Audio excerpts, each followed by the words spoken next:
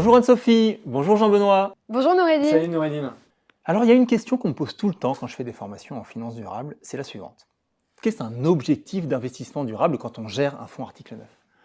Puis il y en a une autre aussi qui est très bonne, c'est est-ce qu'un objectif de développement durable est différent d'un objectif d'investissement durable? Ah oui, il y a aussi comment je peux déterminer si une entreprise est durable ou pas, ou dans quelle typologie d'entreprise les fonds article 9 peuvent investir. Bon, là ça fait quand même 4 questions, c'est pas vraiment une question. Mais on va évidemment répondre à toutes ces questions, mais avant je te propose qu'on prenne beaucoup de recul pour que tu comprennes les réponses qu'on va faire. Oui, en fait, avant de rentrer dans le vif du sujet, je pense que ce serait pas mal de te présenter pourquoi on parle de durabilité. C'est un peu comme si on voulait t'expliquer ce qu'est une voiture sans s'assurer qu'auparavant tu as bien compris ce qu'est une roue, un moteur, des essuie-glaces, une portière, etc. Donc, pour expliquer ce qu'est un investissement durable, on aimerait bien commencer par te donner un petit peu de contexte en te présentant dans les premières sessions ce qu'est la finance durable et comment nous on est arrivé jusque-là. Pourquoi est-ce qu'il y a une avalanche réglementaire? Que sont ces réglementations et comment elles s'imbriquent les unes avec les autres? Et aussi peut-être, quel est l'objectif du régulateur? Ah oui, vous avez sûrement raison. C'est vrai que si on comprend l'objectif du législateur, ça peut aider à comprendre l'interprétation des lois. Ouais, effectivement, hein. Ce n'est qu'une fois que tu auras une vue d'ensemble des différentes réglementations en finance durable que tu pourras comprendre où et comment l'article 9 s'imbrique dans tout cela. Ouais, et en fait, tu verras que l'article 9, via la SFDR, ce n'est qu'une pièce d'un grand puzzle. Et ce n'est qu'en ayant une vision exhaustive de ce grand puzzle en entier que tu pourras comprendre où est cette pièce de l'article 9 et comment situer cette pièce. Ouais, très bien, allez-y. Moi, j'ai déjà quelques notions de l'histoire de la finance durable et des réglementations, donc passons pas trop de temps là-dessus. Pas de problème, on va être rapide.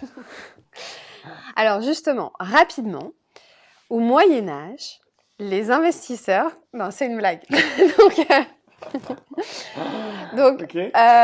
Non, rapidement. En 1980, la finance durable était principalement religieuse. Ouais.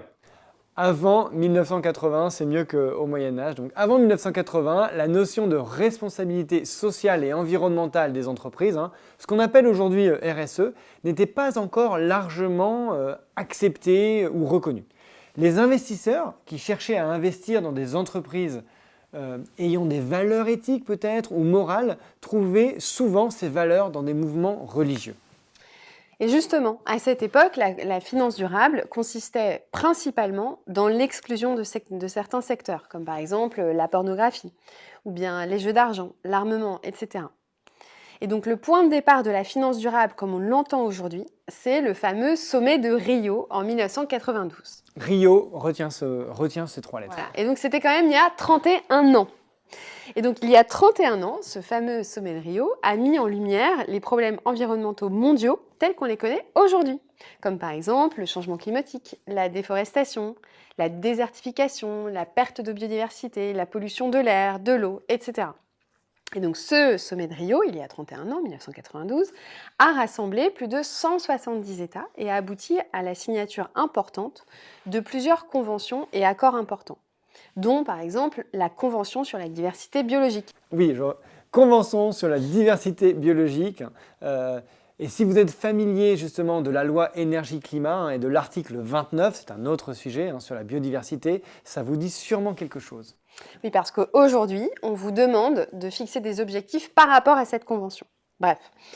Donc, lors de ce sommet, on parlait surtout de mobiliser des ressources financières pour l'avènement d'un modèle de développement durable. Mais à cette époque, la mobilisation des ressources, ce n'était pas la mobilisation des ressources de Madame Michu, comme avec MIF 2 aujourd'hui, ni la mobilisation des ressources des sociétés de gestion, ni la mobilisation de ressources des institutionnels. Lors du sommet de Rio, on était beaucoup plus dans une logique de trouver des financements provenant de taxes ou provenant des banques de développement du monde entier. Le blended finance, comme on l'appelle. Exactement. Et donc d'ailleurs, c'est à cette époque qu'a émergé le premier label pour faire en sorte que les investisseurs privés contribuent davantage aux besoins de financement d'une économie plus durable. Le label Finansol. Exactement. Et ce label, aujourd'hui, représente à peu près 20 milliards d'euros seulement. Ouais, le label Finansol, c'est un label français qui est délivré aux produits d'épargne et solidaire, qui respecte des critères éthiques et justement solidaires. Je ne sais pas si on peut dire que c'est l'ancêtre du fonds article 9. En tout cas, le label Finansol, c'est le point de départ de fonds que l'on veut dire durable. Je pense pas qu'on puisse dire que le label Finansol est l'ancêtre du fonds article 9. Vous allez l'expliquer bientôt, je suppose, mais un fonds article 9, c'est pas un label. Les sociétés de gestion autodéclarent le caractère article 9 de leur fonds.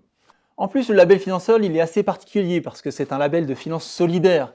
Il y a une forme de concession sur le rendement. On va aller prêter de l'argent aux entreprises de l'économie sociale et solidaire, volontairement. Alors que l'article 9, lui, il doit être compétitif. C'est un fonds normal, en fait. On attend du rendement. Ok, et donc le label Finansol, comme tu l'as compris, est plein de bonnes intentions. Mais entre nous, il a été développé pour les investisseurs particuliers. Et les investisseurs institutionnels, eux, ne l'ont jamais vraiment pris au sérieux. Non, je pense pas. Ou en tout cas, ils n'ont jamais alloué beaucoup de capital à des fonds labellisés Finansol, contrairement aux fonds article 9 aujourd'hui. Ouais. On voit quelques portefeuilles d'institutionnels et on voit très peu de labels financiers. Ça, c'est sûr. Bon, bref. Et donc, je pense que la vraie prise de conscience des institutionnels, c'est en 2015, lorsque leur papa, McCartney. exactement, alors président de la Banque d'Angleterre, alerte un parterre de financiers, d'assureurs, de réassureurs, etc., sur la gravité des risques financiers liés au climat. Ouais, dans son discours en 2015, McCartney glace tout le monde. Donc c'est un discours officiel lors d'un cocktail, en fait, d'un cocktail annuel. Et là, je pense qu'il fait véritablement prendre conscience aux financiers que le risque climatique est un vrai risque. Et évidemment, quand on parle de pertes financières à des financiers, là, on arrive à attirer leur attention. Et à partir de ce moment-là, tout s'emballe. L'accord de Paris sur les changements climatiques arrive juste 3 mois après le discours de McCartney. Un vrai sens du timing pour le coup. Ouais, j'adore McCartney.